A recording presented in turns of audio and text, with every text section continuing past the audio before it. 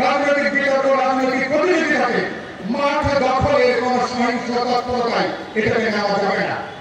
রাজনৈতিক প্রতিযোগিতাকে আপনি সেখানে চর দখলের মতন করে কোন অঞ্চল, কোন এলাকায় জবরদস্তি করবেন, সন্ত্রাসী মাফিয়া শক্তি দিয়ে আপনি জবরদস্তি কায়েম করবেন, এই ধরনের কোন পরিস্থিতি নিশ্চয়ই আমরা দেখতে চাই না। সেজন্য বলতে চাই রাজনৈতিক দলগুলোকে আমরা বিতর্ক করবো, আলোচনা করবো, তর্ক বিতর্ক করবো, কিন্তু আমরা কখনোই আমরা পুরনো ফ্যাসিবাদী জমানার মতন রাজনৈতিক বিতর্ককে, রাজপথ দখলে সহিংস তৎপরতায় এটাকে আমরা পর্যবেসিত করবো না।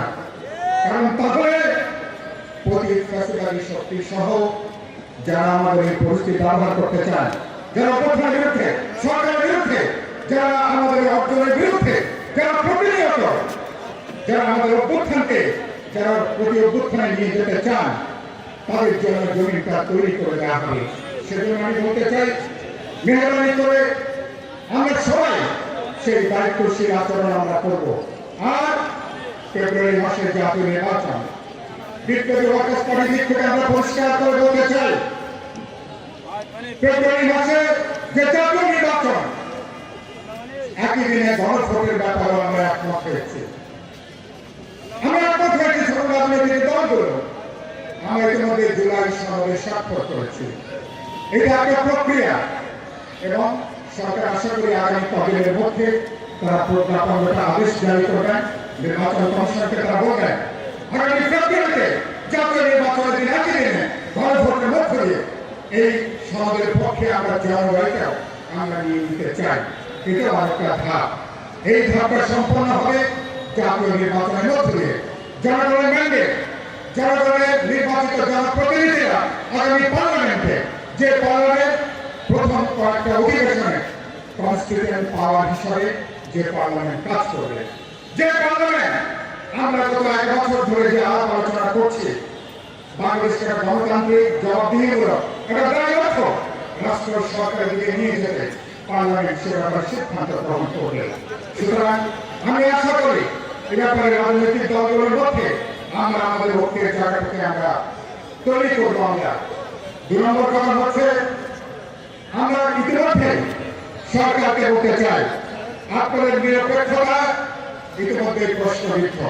যেসব কারণে সরকারের নিরপেক্ষতা প্রশ্নবিদ্ধ, অনবিলম্বে উচিতভাবে সেসব কর্মকাণ্ড থেকে নিজেকে প্রত্যাহার করা।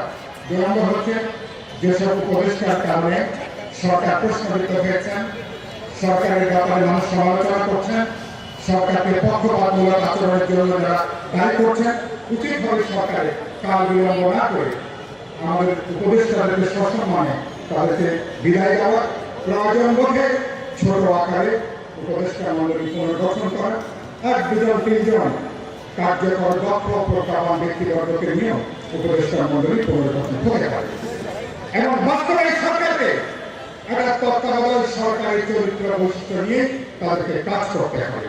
সুতরাং সেই তত্ত্বাবধায়ক সরকার হয়তো সংবিধানে আমরা যুক্ত না, হয়তো আগামী পার্লামেন্টে যদি উচ্চ আদালতের রায়টা আমাদের পক্ষে আসে, পরবর্তী পার্লামেন্টের তত্ত্বাবধায়ক সরকার ব্যবস্থা আমাদের সংবিধানে যুক্ত হবে। কিন্তু এখন অন্তর্বর্তী সরকারকে একই সাথে আমাদের অভ্যুত্থানের যে আকাঙ্ক্ষা, রাজনৈতিক দলগুলোর যে সমর্থন, মানুষের যে প্রত্যাশা এবং তত্ত্বাবধায়ক সরকারের নিরপেক্ষ চরিত্র বৈশিষ্ট্য নিয়ে তাদেরকে কাজ করতে হবে।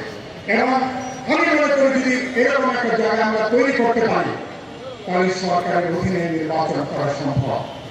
মানুষ এখন কেন প্রশ্ন করবে, ভাই ফেব্রুয়ারি মাসে নির্বাচন আসলে হচ্ছে, এই প্রশ্ন আমাকে এখন কেন শুনতে হবে? তার মানে এই কথার উত্তর হচ্ছে সরকারের পলিটিক্যাল উইলটা সবচেয়ে গুরুত্বপূর্ণ। সরকার রাজনৈতিক সদিচ্ছা এবং রাজনৈতিক সদিচ্ছা যদি থাকে, রাজনৈতিক দল, নির্বাচন কমিশন জনগণকে ঐক্যবদ্ধ করে তাদের সম্মিলিত উদ্যোগ গ্রহণ করেন। আমি মনে করি বাংলাদেশের আগামী জাতীয় নির্বাচনের মধ্য দিয়ে বাংলাদেশ নতুন ইতিহাস, নতুন একটা গণতান্ত্রিক অভিযাত্রার পথে আমরা হাঁটতে পারব। এবং এই সরকার নিয়ে নানা সমালোচনা আছে। সেদিন এক উপদেষ্টা আমাকে বললেন, আমাদের সরকারকে আপনারা কিভাবে মুক্তি দেবেন, আমাদের সরকার কিভাবে মুক্তি পাবে? আমি পরিষ্কার বলতে চাই, বিচার এবং সংস্কার এবং জুলাই সনদের যে প্রক্রিয়া আমরা অব্যাহত রেখেছি, গণভোট এবং জাতীয় নির্বাচনের মধ্য দিয়ে একটা অবাধ নিরপেক্ষ বিশ্বাসযোগ্য নির্বাচন করে সরকার যদি বেরিয়ে যেতে পারে, তাহলে সরকার মুক্তি পাবে। এর বাইরে এই সরকারের মুক্তি পাওয়ার কিন্তু অন্য কোনো পথ নাই।